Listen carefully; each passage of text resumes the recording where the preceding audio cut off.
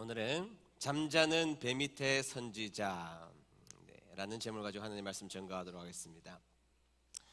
우리는 지난주에 요나의 불순종으로 인한 폭풍우를 보았습니다. 그 폭풍우의 주체는 하나님이셨음을 성경에서는 분명히 밝혀주고 있지 않습니까? 그래서 우리가 하나님을 믿는 사람이라면 항상 우리는 하나님을 주어로 말할 수 있는 인생이 되어야 된다, 그 말씀을 드렸습니다. 지난주에 하나님을 주어로 말씀하시면서 사셨습니까? 옆에 분들하고 한번 인사하겠습니다. 사랑하고 축복합니다. 한 번 더 하시면서 한 번 더 물어보세요. 주님을 주어로 사셨습니까? 이야기 한번 해보세요. 네, 한 번 더 말하겠습니다. 안 하신 것 같은데 이번 주는 꼭 합시다. 그래서 하나님을 항상 주어로 말하는 습관을 우리가 가져야 된다는 말씀을 드렸습니다. 그리고 또 한 가지, 이 죄는 집요하게 그 죄를 지은 사람을 찾아다니며 그 삶의 구조를 무너뜨리는 것이 바로 죄인 것을 제가 여러분들에게 말씀드렸습니다. 자, 오늘은 그 폭풍우를 조금만 더 들여다보기 위해서 5절의 말씀을 우리가 읽었습니다. 그래서 이 폭풍우를 통하여서 우리가 더 많이 확실하게 깨달아야 할 것이 무엇인지에 대해서 한번 생각해 보는 시간을 가졌으면 좋겠습니다. 자, 모든 것이 잘 출발되었습니다. 잘 출발하여서 다시스행 배가 아주 순조롭게 출발하는 데 있어서는 문제가 없었던 것처럼 보입니다. 시편 48편 7절 한번 볼까요? 시편 48편 7절 한번 읽어보시죠. 다 같이 읽습니다. 시작. 동풍으로 다시스의 배를 깨뜨리셨도다. 아멘. 자, 이 기록은 요나에 대한 기록이지 않습니까? 그런데 제가 지금 읽었던 이 시편 48편을 제가 조금 제 감정을 실어서 제가 좀 제 나름대로 읽어보자면 뭐 이런 것이 있죠. 그 누구도 결코 깨트리기 불가능한 다시스행 배가 하나님이 바람 한 번 불어 넣으시니 부서졌도다, 이런 의미예요. 왜냐하면 그 당시에 사람들은 이 다시스행 배는 결코 인간이 침몰할 수 없는 배라고 사람들은 인정했고 기록했기 때문입니다. 그래서 아무도 인간으로서는 침몰시킬 수 없는 이 배였지만, 그러나 하나님께서 바람 한 번 불자 그 위대해 보였던 다시스행 배가 부서졌도다, 그렇게 시편은 기록하고 있는 장면이라고 볼 수가 있어요. 사람들은 자신이 가지고 있는, 특별히 뱃사람들은 자신이 가지고 있는 경험치를 최대한 동원해서 그 배가 안전하게 도착할 수 있도록 준비하고 계획하지 않습니까? 우리 오늘날도 큰 비행기가 뜨면 뜰수록 더 점검을 철저하게 해서 사고 없이 갈 수 있도록 노력하지 않아요? 항해하는 데 있어서 가장 적기는 언제이며, 이 항해할 때의 문제가 혹시 이 배 가운데 있으면 제거하고 모든 문제 없이 깨끗하게 이 배가 출발할 것을 준비했던 배, 다시스행 배였습니다. 자, 배를 띄우기 위한 가장 좋은 적기가 언제인지에 대해서 뱃사람들은 고민하기 시작했습니다. 그동안 바람은 어느 방향으로 불어왔고, 그리고 지나간 비는 며칠 동안 내렸으며 앞으로 비는 어떻게 올 것인지에 대한 과거의 수많은 데이터, 축적된 데이터를 가지고 자신의 경험 속에 집어넣어서 이 배가 안전하게 갈 수 있는지에 대해서 수없이 점검하기 시작했습니다. 자신의 몸에 느껴지는 습도는 어떠하며, 지금 이 시기에 배를 띄우는 것은 안전한 것인지에 대해서 고민하고 걱정하며 철저하게 준비했습니다. 그리고 이 배가 띄워질 적기를 만나게 되었던 것이죠. 그래서 그 배를 출항시키게 된 것입니다. 그런데 자신의 인생 가운데 계획하고 준비하고 철저하게 준비했으면 그런 일이 벌어져야 되지 않는데, 하나님이 하신 폭풍이니까 자신들의 의지와 생각과 계획과 전혀 상관없는 폭풍이 이 배 한가운데로 침투하여 들어오기 시작했던 것이죠. 한 번도 경험해보지 못한 그 놀라운 폭풍을 경험하게 된 것입니다. 자, 이 급작스러운 폭풍을 만난 사람들의, 인간 군상들의 모습을 통하여서 우리는 이런 내용들을 한번 살펴볼 필요가 있다고 생각합니다. 자, 첫 번째, 이 풍랑이 은혜인지 심판인지를 우리는 분별하며 살아가야 한다는 것입니다. 다 같이 읽어볼까요? 시작. 네, 지금 요나가 겪고 있는 이 풍랑은 은혜입니까? 심판입니까? 네, 은혜입니까? 심판입니까? 반으로 나누어지는데, 결론적으로 말하면 지금 요나에게 불어닥치는 이 풍랑은 은혜입니다. 목사님, 폭풍으로 배가 거의 깨지게 되었는데요. 네, 그러니까 은혜입니다. 자, 왜 은혜인가? 성경 구절을 다시 한 번 더 4절 하반절 한번 보시죠. 자, 다 같이 한번 읽어봅니다. 시작. 배가 거의 깨지게 된지라. 아멘. 자, 이 구절에서 가장 중요한 단어를 저보고 하나 꼽으라면 저는 거의라는 단어를 뽑을 수 있다고 생각합니다. 거의. 자, 지금 배가 깨지고 있습니다. 지금 배가 폭풍우를 통하여서 완전히 박살나고 깨지고 있지만 거의 깨졌지 완전히 깨진 것은 아니라는 것이죠. 그래서 여러분, 이 거의라는 말 속에는 생명과 죽음의 경계선에 놓여져 있는 상태를 말하는 것입니다. 이 거의는 생명과 사망의 경계선에 놓여져 있는 단어, 그것이 바로 거의라는 단어인 것이죠. 그래서 거의 깨졌다는 것은 완전히 다 망가진 것처럼 우리의 눈으로는 그렇게 보이지만 아직 죽은 것은 아닙니다. 지금 배에 타고 있는 사람들이 거의 죽을 지경에 놓여 있지만 그러나 그 사람들이 진짜로 죽은 것은 아니라는 것이 있죠. 그래서 이 거의라는 말은 사실은 생명과 죽음의 위대한 경계선, 그것이 거의라는 것입니다. 거의 망가지긴 했습니다. 거의 망가지긴 했지만 죽지는 않았습니다. 여러분, 하나님의 징계를 한번 받아보셨나요? 받아보셨습니까? 받아보면 대번 알지요. 이것이 하나님의 징계인지 아닌지에 대해서 우리는 금방 알 수가 있습니다. 우리 교회 성도님들이 고난을 당하고 징계를 받으면 사실 목사 입장에서 보면 사실은 거의 대부분 알아낼 수가 있습니다. 이게 하나님 앞에 불순종하여서 받는 징계인지 아니면 그냥 일상적으로 닥치게 되는 고난의 모습인지를 금방 알 수가 있습니다. 그래서 제가 집사님, 하나님 앞에서 불순종하니까 집사님의 인생 가운데 그런 징계가 온 거 아닙니까? 그건 몰라요? 제발 좀 깨달으세요. 그렇게 말한 적은 한 번도 없어요. 간이 작아서 그렇게 말한 적은 한 번도 없는데 알죠? 비슷하게 말했을지는 모르지만 제가 그렇게 직접적으로 대놓고 이야기한 적은 한 번도 없습니다. 그렇지 않아요? 네, 한 번도 없습니다. 그런데 그분이 찾아와서 이야기를 하세요. 직접. 제가 대놓고 이야기하지는 않아도 시간이 좀 지나면 그분이 찾아와서 저에게 하시는 이야기가 있습니다. 목사님, 제가 하나님 앞에 이렇게 불순종하고 살았더니 하나님께서 제 인생에 은혜를 베풀어 주셔서 징계를 허락하신 거예요. 하나님이 나를 사랑하셔서 내가 이렇게 험한 길을 갔더니 되돌아오라고 하나님이 징계를 하신 겁니다. 그러면 제가 속으로 알기는 잘하시네. 진작 좀 하시지. 그런데 본인이 하시는 말씀들을 제가 쭉 들어보면 하나님이 징계하시기는 하셔야 되겠더라고요. 그런데 여러분, 그분이 말씀하시는 상태를 제가 가만히 들여다보면 거의 박살날 지경이기는 하지만 완전히 끝난 것은 아니더라는 것이죠. 제가 이렇게 아무리 들어봐도 거의 박살날 지경인 것은 분명합니다만, 완전히 깨어진 상태인 것은 분명합니다만 완전히 죽은 상태는 제가 보니까 아니더라는 거예요. 그래서 여러분, 하나님의 은혜를 통한 징계는 거의 파손되긴 하지만, 거의 깨트려지기는 하지만 완전히 없어지는 것은 아니라는 것이죠. 그래서 여러분, 징계로 인한 간섭은 결코 완전히 망하지 않습니다.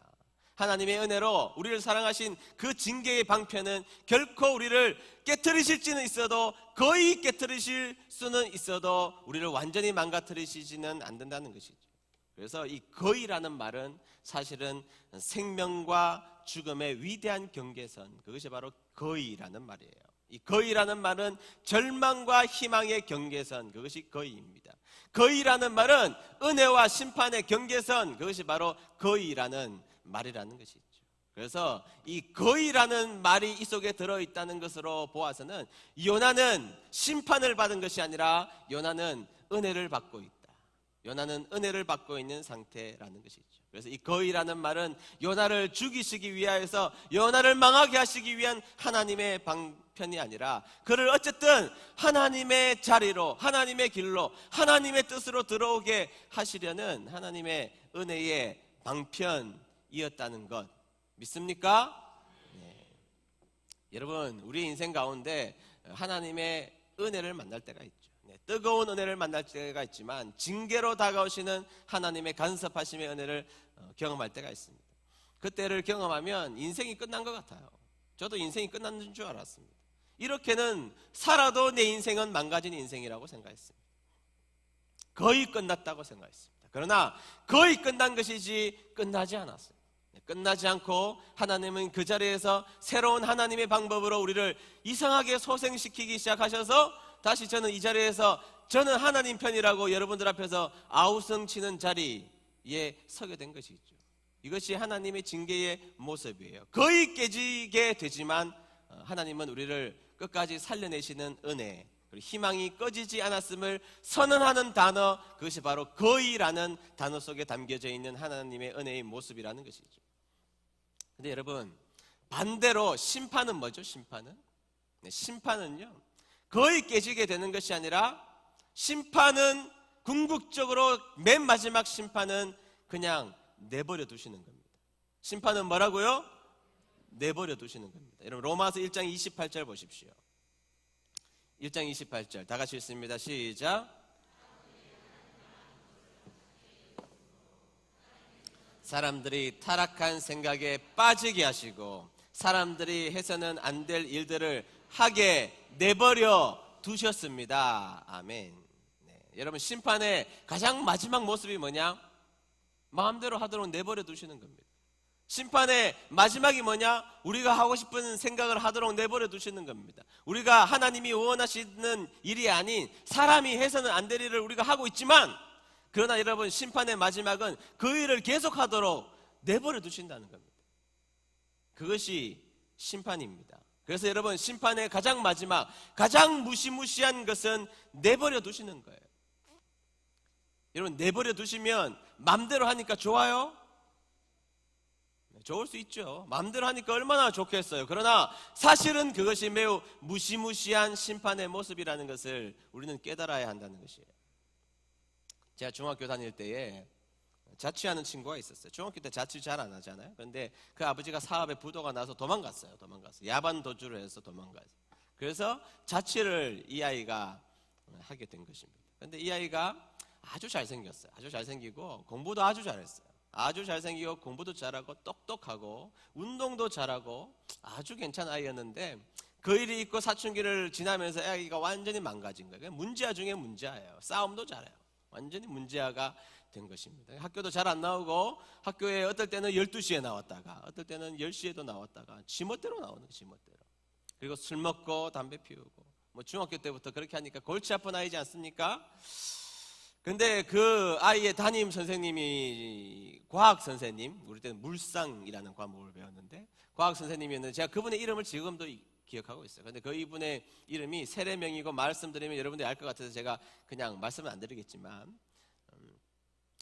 세례명을 가지고 있는 여자, 가톨릭 세례명을 가지고 있는 여자 선생님이셨는데, 이 아이를 위하여서 얼마나 애를 쓰는지 몰라요. 얼마나 애를 쓰시는지. 결석을 하면 그 자취방에 찾아가서 아이에게 안부를 먹고 밥을 싸가지고 사주시고, 그 다음에 반찬도 해서 갖다 주시고 격리하고, 그런 일들을 매번 하시고 설득하는 겁니다. 그러면 그렇게 설득당하면 또 한 10시쯤 교회 한번, 교회가 아니고 학교에 한번 나왔다가, 그리고 또 안 나왔다가 지각했다가 하는 일을 반복하는 겁니다. 한 번은 제가 같이 가자 그래서 한번 가봤더니 기가 막혀요. 선생님에게 반말을 쓰는 겁니다. 야, 제발 좀 오지 마. 뭐 선생님에게 제발 좀 내 인생에 간섭하지 마. 내 인생 내가 살도록 그만둬. 막 그렇게 선생님에게 대들고 그러는 거예요. 여자 선생님이었는데, 야 인마, 내가 너 도대체 선생님에게 왜 그래? 그러니까 인생이 너까지 간섭하지 마. 저 사람이 나를 얼마나 괴롭히는 줄 알아? 뭐 그러더라고. 그래도 이 선생님이 한동안 몇 달을 찾아가시고 몇 달을 이 아이를 위하여서 헌신하시고 희생하는지, 얼마나 어느 날은 그렇게 찾아가서 했는데 문전박대 당하고 그 아이가 막 욕을 하고 그렇게 하니까 한 번은 땅바닥에 주저앉아서 우시더라고. 우셔요. 땅바닥에 그 여선생님, 지금 생각해 보니까요, 대학교를 졸업하고 임용하신 지 얼마 안 됐으니까 뭐 20대 중반 후반쯤 된, 지금으로 보면, 제가 보면 애기처럼 보이지 않겠습니까? 그 여린 마음을 가지고 있는 선생님이 막 펑펑 그 자리에 마룻바닥에 걸터앉아서 우시는 모습이 지금 제가 아직도 기억이 납니다. 얼마나 속이 상하셨겠습니까? 그런데 그렇게 하다가 몇 달을 한참을 그렇게 하시더니 나중에 선생님이 포기하시더라고요. 여러분, 포기하는 게 뭐예요? 이놈의 새끼 내가 너를 죽여버린다 칼 들고 가는 게 포기입니까? 포기하는 게 뭡니까? 욕을 하시는 겁니까? 아니요. 이 선생님이 그냥 이 아이에 대해서 포기하자마자 했던 일이 뭐냐? 다시는 찾아가시지도 않으시고 다시는 연락하시지도 않으시고 지각을 하든 결석하든 그냥 내버려 두시더라고요. 내버려 둬요. 그게 포기입니다. 이 학생이 어떤 일을 할지라도 그냥 내버려 둡니다. 그래서 궁극적으로 이 아이는 중학교 2학년 말에 퇴학당했어요. 영혼이 떠나게 된 것입니다. 여러분, 그게 심판입니다. 그게 심판이에요. 여러분, 다가와서 선생님이 귀찮게 하는 것 같아도 그것은 은혜고, 내 마음을 힘들게 하는 것 같고 내 마음의 양심에 하나님이 내 마음속을 움직이고 하나님이 내 인생의 폭풍을 통하여서 하나님께서 가이드라인을 잡아주시는 것은 은혜고, 심판은 그냥 내버려 두는 거예요. 너 하고 싶은 대로 해. 우리 학생들 그러면 좋겠죠. 엄마 아빠가 너 하고 싶은 대로 해. 그러나 하고 싶은 대로 하라고 놔두는 거, 그것이 가장 무서운 심판입니다. 버렸다는 것이거든요. 그 이야기죠. 여러분, 심판은 버린 것입니다. 하나님의 가장 무서운 심판은 뭐냐? 하나님이 폭풍우를 내리시는 게 아닙니다. 하나님이 폭풍을 내려서 거의 죽게 되었다. 그건 하나님의 은혜고, 하나님의 심판은 버리시는 겁니다. 하도록 내버려 두는 거예요. 하도록 내버려 두는 거, 그게 심판입니다. 여러분들이 죄를 막 짓는데 여러분들의 인생에 아무 일도 일어나지 않습니까? 불순종을 수백 번 했는데도 여러분들의 인생에 비바람이 불어오지도 않아요? 망하기는커녕 감기 한번 안 걸렸어요? 그게 심각한 거예요, 여러분. 내가 하나님의 말씀 앞에 그렇게 불순종하며 살아가는 여정을 그렇게 살아가고 있는데 내 인생에 비바람 한번 불지도 않고 저 멀리에서 번개 한 번도 치지도 않아. 내 인생에 아무런 시그널이 없다. 그게 무서운 거예요. 그래서 여러분, 우리가 하나님 앞에 해야 될 기도가 참 많이 있지만, 그러나 오늘의 관점에서 보면 하나님, 저를 그냥 내버려 두지 마세요. 하나님, 제가 이렇게 죄 가운데 있는데 하나님 저를 내버려 두실 겁니까? 하나님, 길 가다가 자빠지는 역사가 내 인생에 있게 하시고 뒤로 넘어져도 코를 깨는 역사가 있게 하시고, 아멘을 하실 때까지 제가 말을 만들어내야 되는데, 우리의 인생 가운데 하나님께서 나를 만져주시는 은혜가 있게 되기를 주의 이름으로 축복합니다. 그리고 그런 게 내 인생 가운데 내가 죄 가운데 거함에도 불구하고 하나도 일어나지 않는다면 하나님 앞에 그런 배짱 있는 기도 해야 됩니다. 하나님, 저를 그냥 두지 마시고 하나님의 은혜의 방편 속으로, 그 징계의 방편 속으로, 그 폭풍우 가운데로 넣어서라도 깨닫게 해주는 역사를 하나님 내 인생에 일어나게 해주십시오. 기도하는 저와 여러분 되시기를 주의 이름 축복합니다. 그래서 요나가 겪게 된 풍랑은 거의 망가지고 깨지게 되었지만 그것은 하나님의 은혜였다는 것입니다. 두 번째, 하나님의 간섭은, 하나님의 풍랑은 우리의 인생을 정리하게 하신다는 겁니다. 다 같이 읽어봅니다. 시작. 5절 상반절을 한번 볼까요? 자, 이 풍랑을 맞이한 인간 군상들의 모습들을 기록하고 있는데요, 다 같이 읽어봅니다. 시작. 뱃사람들은 두려움에 빠져 각자 자기 신에게 부르짖었습니다. 사람들은 짐을 바다로 내던지며 배를 가볍게 만들어 가라앉지 않게 했습니다. 아멘. 자, 여러분, 이 다시스로 가는 배를 탄 이유가 뭐예요? 이유가 돈 벌기 위해서입니다. 다시스행 배는 굉장히 무역에 발달된 도시였고 무역하는 배였기 때문에 물론 관광도 있었겠지만, 그러나 그거는 아주 일부에게 있는 이야기고 대부분 돈을 벌기 위해서요. 자, 돈을 위해서 다시스에 짐을 가득 실었습니다. 다시스행 배에 짐을 가득 실었습니다. 나는 그곳에 가서 돈을 벌겠다는 의지를 가지고 다시스행 배를 사람들은 올라탔던 것입니다. 여러분, 세계의 역사는 돈으로 움직이지 않아요? 돈 때문에 제국주의 전쟁, 돈이잖아요. 해석해 보세요. 다 돈이지. 왜 전쟁합니까? 자존심 때문에? 돈이죠, 돈. 지금 미국과 중국이 무역 전쟁, 화웨이가 백도어 프로그램을 깔았다. 어쨌든 중요한 것은 돈입니다. 돈. 돈의 문제 때문에 싸우고 지지고 볶고 전쟁하는 것이고 돈으로 해석할 수 있는 것이죠. 자, 다시생 배는 돈을 벌기 위하여서 그곳에 돈이 되는 짐들을, 돈을 벌 수 있는 일들을 가득 실어놓고 그 배를 출항시켰던 것입니다. 그것이 그 배를 탄 사람들의 목적이었어요. 그 배를 탄 사람들의 궁극적인 목적이었는데 갑자기 의도치 않는 풍랑이 그들의 인생 가운데 들이닥치기 시작하자, 자, 그들은 어떻게 했습니까? 자, 첫 번째는요, 그들은 그들의 영혼이 깨어났다는 것입니다. 뭐가 됐다고요? 그들의 영혼이 어떻게 되었다고요? 깨어났다는 것입니다. 자, 그들이 이 풍랑을 맞이하자 그들은 비로소 신에게 기도하기 시작했습니다. 각자 다른 신이 있지만 어쨌든 우리에게는 영혼이라는 것이 있잖아요. 믿든 믿지 않든 우리에게는 영혼이 있는데 폭풍우가 다가오자 사람들의 영혼이 깨지기 시작했던 것이죠. 영혼의 균열이 오기 시작했고 영혼이 다시 한 번 더 일어나기 시작했던 것입니다. 그래서 폭풍우를 만나자 사람들은 비로소 자신의 영혼에 관심을 두기 시작했다는 것입니다. 여러분, 우리가 인생을 살면서 영혼에 관심이 있긴 합니까? 여러분, 지난주에 여러분들의 몸을 위해서는 어떻게 사셨어요? 비타민 드셨습니까? 비타민 꼭 챙겨 드셨죠? 네. 식사는요? 네. 식사 열심히 하셨죠? 네. 운동은? 네. 운동도 열심히 하셨죠? 여러분들 몸에 좋은, 여러분들의 몸이 좋아지는 그런 여러 가지 일들에 대해서 여러분들 열심히 하셨죠? 잘하셨습니다. 그렇게 하셔야죠.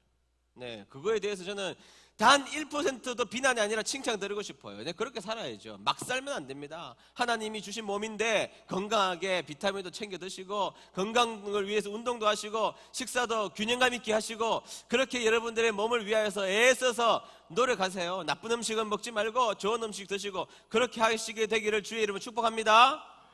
그런데 거기다 덧붙여야 될 한 가지 질문, 여러분들의 영혼을 위해서는 뭐 하셨어요? 자, 지난 한 주 동안, 자, 여러분들은 여러분들의 영혼을 위해서는 무엇을 하셨습니까?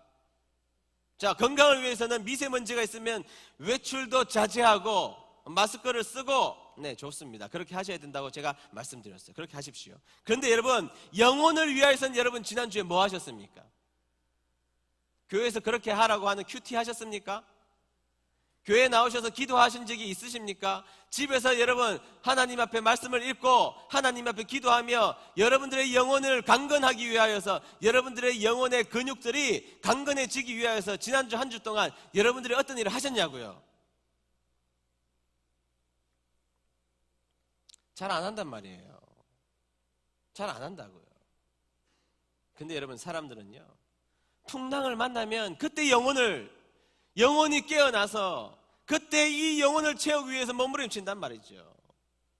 성도님들이 고난을 당해서 배가 거의 파산 지경에 이르면 목회자가 보기에 안타깝지만, 그러나 그분들이 교회에 꾸역꾸역 와서 하나님의 말씀 앞에 서서 온전히 말씀을 쫑긋 듣고 기도하고 눈물 흘리는 모습을 보면, 아, 살겠구나. 왜? 영혼이 깨어 있습니까? 여러분, 폭풍우가 오면 영혼이 깨어납니다.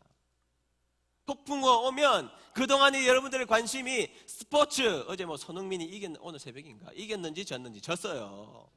뭐 거기에 관심이 많아서 새벽에 일어나서 그거 보시다가 지금 조시는 분들도 계실지 모르겠는데,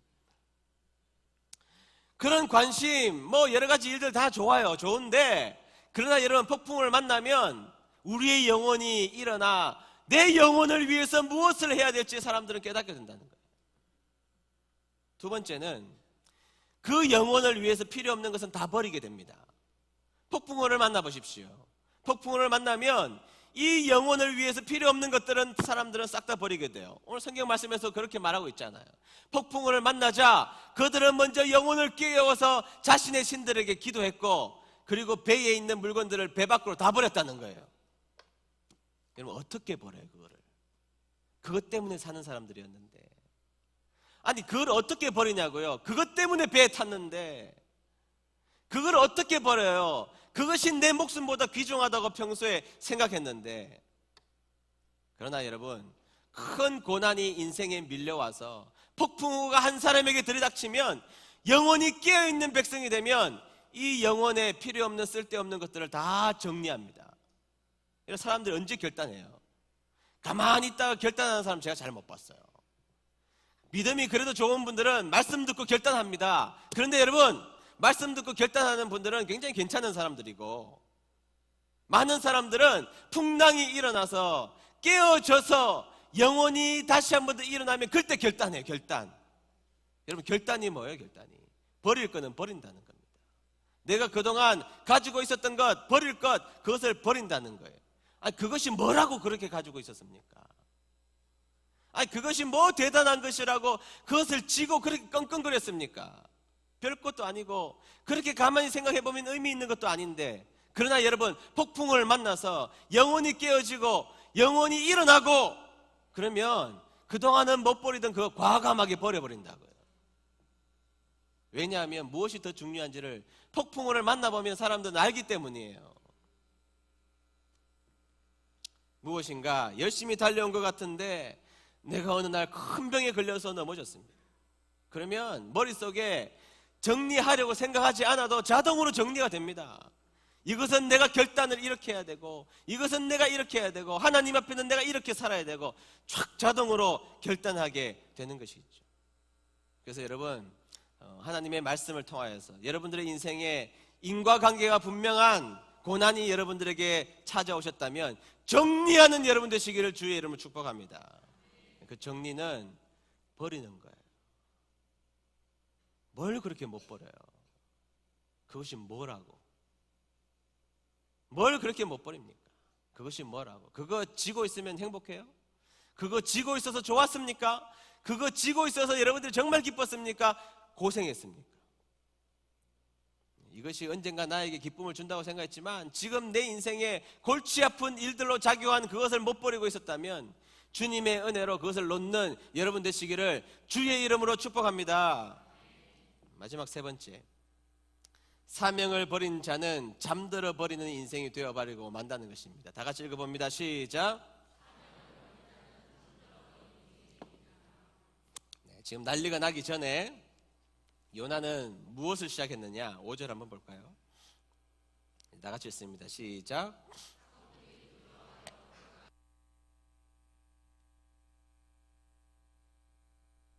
바다에 던지니라.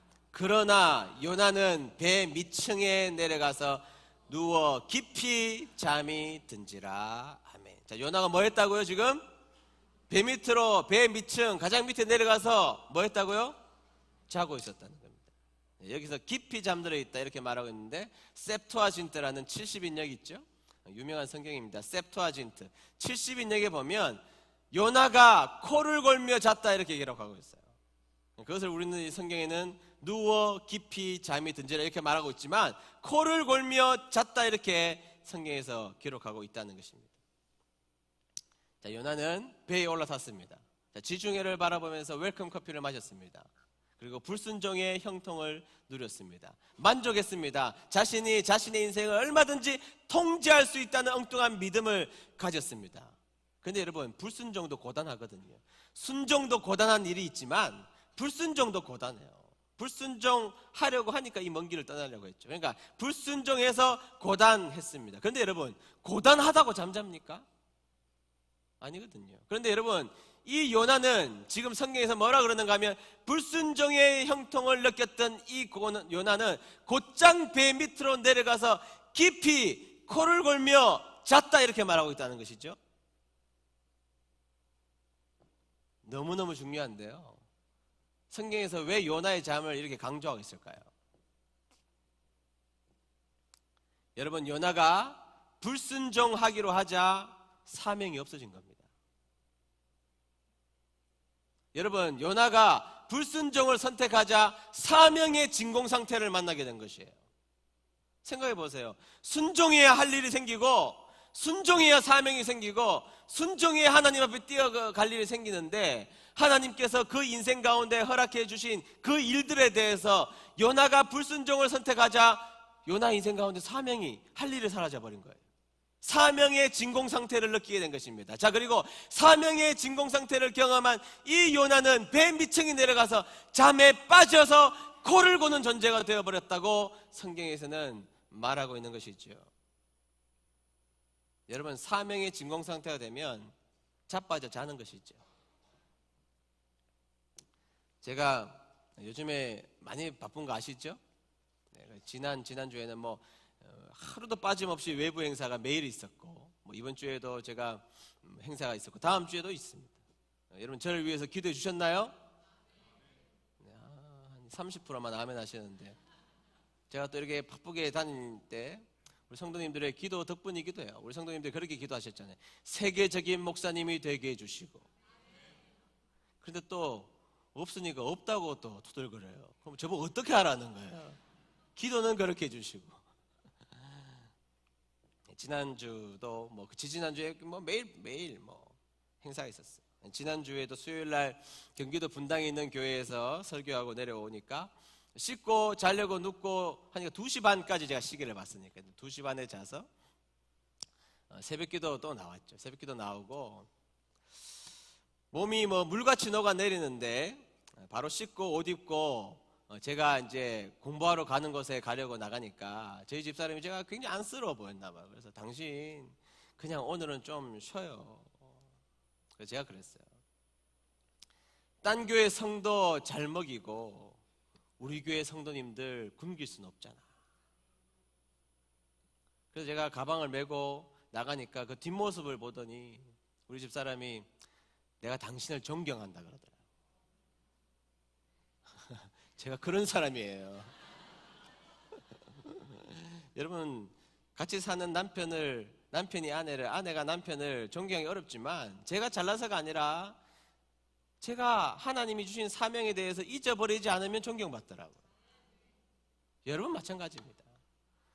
여러분들이 하나님께서 주신 사명에 대해서 그 일을 여러분들이 고단하지만 꾸역꾸역 감당하는 자리에 서면 하나님은 여러분들을 기뻐하시고 사람들은 여러분들을 존경할 줄로 믿습니다. 그런데 여러분, 요나는 사명을 버렸거든요. 하나님이 그의 인생 가운데 던져주신 이 사명을 버렸거든요. 사명을 버리니까 잠든 것입니다. 할 일이 없는데 사명의 진공 상태, 사명을 버려서 불순종해서 사명의 진공 상태, 사명의 부재를 경험한 요나가 할 일이 뭐가 있어요? 그러니까 배 밑에 들어가서 깊은 잠에 빠진 것입니다. 여러분 제 말을 오해해서 듣지 마십시오. 여러분들이 잠을 자지 말라는 이야기 아닙니다. 최소한 여러분들이 6시간 이상의 잠을 꼭 자야 합니다. 의료진의 충고입니다. 꼭 주무십시오. 저는 여러분들이 그렇게 평안하고 달콤한 잠을 꼭 주무시게 되기를 주의 이름으로 축복합니다. 그런데 그 이야기인데 여러분들 건강을 위해서 그 잠을 자는 이야기는 그렇게 해야 됩니다. 그러나 지금 제가 오늘 이 성경적 관점에서 요나의 잠을 해석하는 것은 육신적인 잠을 말하는 것이 아닙니다. 영적인 잠. 요나가 불순종하니까 사명의 부재를 만났습니다. 불순종하니까 사명의 영적인 진공상태를 맞이해버렸습니다. 불순종하니까 사명이 자신의 인생 가운데 없어져 버린 거예요. 그러니까 할 수 있는 유일한 일, 그것은 잠을 자는 거였습니다.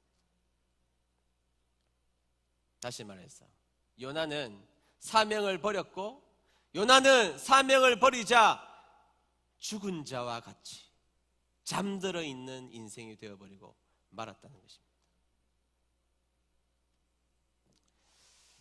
여러분 주님을 위해서 할 것이 없어서, 아무 할 일이 없어서 저 다시스행 배 밑에 들어가서 잠이나 자는 요나가 여러분 멋있게 보이십니까?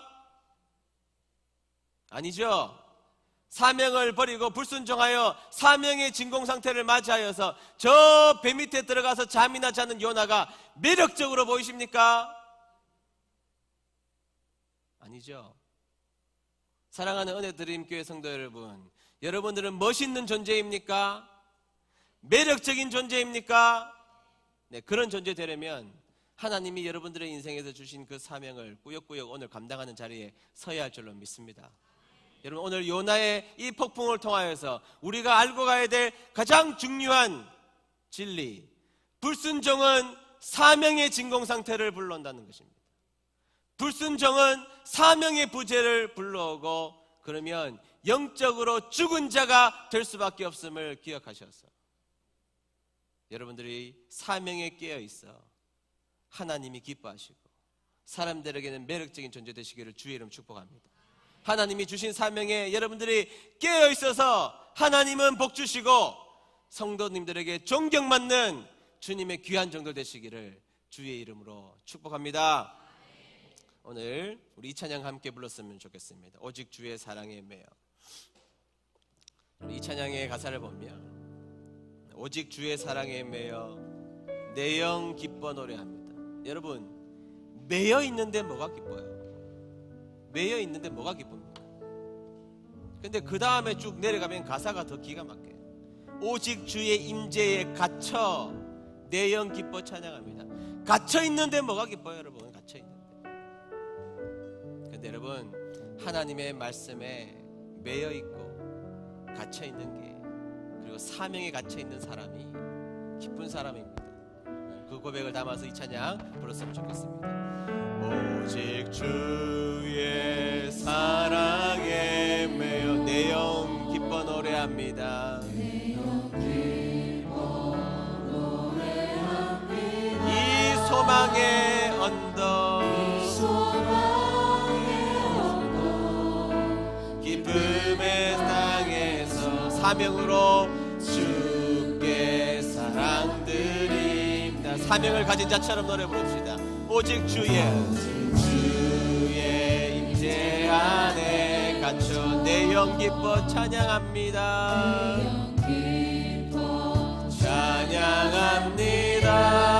찬양합니다. 이 소명의 언덕 거룩한 사명의 땅에서 주께 경배 드립니다. 주께서 주신 모든 은혜 나는 말할 수 없네.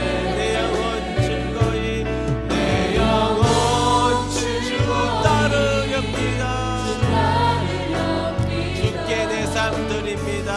이 고백을 담아서 그 사명을 생각하며 오직 주의 사랑에 매여 사랑에 내 영 기뻐 노래합니다. 이 소망의 언덕 이 소망의 언덕 기쁨의 땅에서 주께 사랑드리 오직 주의 임재 안에 갇혀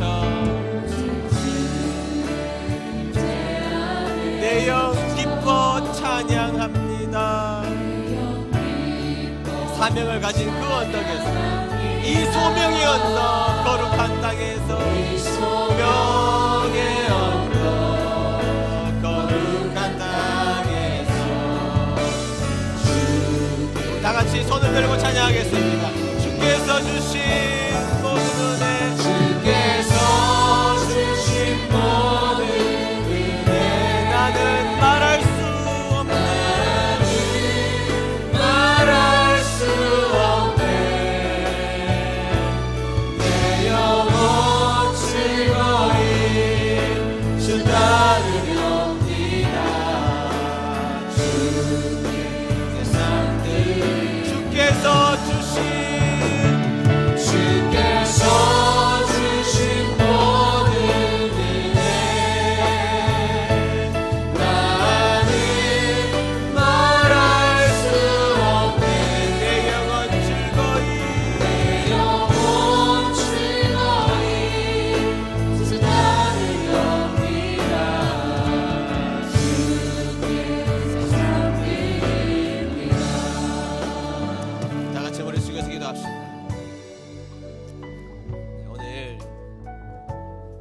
하나님의 징계 속으로 들어간 사람들의 모습을 보았습니다. 물론 우리들의 삶에서 일어나는 모든 풍랑이 다 징계라고 말할 수 없다는 것을 저는 지난주에 말씀드렸습니다. 그러나 여러분, 그것이 명확한 징계라면 우리는 내 영혼을 깨워야 합니다. 그리고 내 삶을 정리해야 합니다. 여러분, 그 필요 없는 것들을 그동안 짊어지고 있느라고 얼마나 고생하셨습니까? 그 자존심이 뭐라고 버리지 못하고 우리의 인생 가운데 의미도 없는 그것들을 붙들고 전전긍긍하며 살았는데 사실은 내려놓았으면 얼마나 편해질 일입니까? 내려놓았으면 얼마나 자유로워질 일들입니까? 그런데 그동안 그것을 붙들고 거기에 소망을 두었다면 오늘 우리는 그것을 버려야 합니다. 다 욕심이고 내 영혼에 도움이 되지 않는 것들이었습니다. 그런 것들을 하나님 생각나게 해주셔서 오늘 하나님 버릴 것이 있다면 버리는 결단이 우리에게 있게 도와주십시오. 여러분, 또 하나 사명입니다. 사명. 그것은 우리를 일깨우는 것이죠. 여러분, 사명의 진공 상태에 있으면 누워서 잠꼬대나 하고 코나 고는 쓸데없는 말이나 하는 매력 없는 사람 됩니다.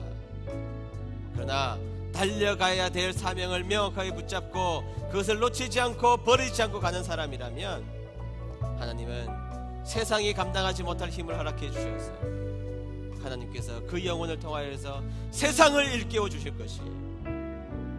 여러분, 오늘 이 두 가지를 놓고 기도했으면 좋겠습니다. 하나님, 내 영혼 깨워 주셔서 내 삶을 정리하게 도와주시고, 하나님, 내가 사명을 버려서 불순종함으로 사명의 진공 상태를 머무는 어리석은 존재가 아니라 사명 붙잡고 사는 하나님 앞에 매력적인 존재가 되기를 원합니다. 합심하여서 우리 다 같이 기도하도록 합니다.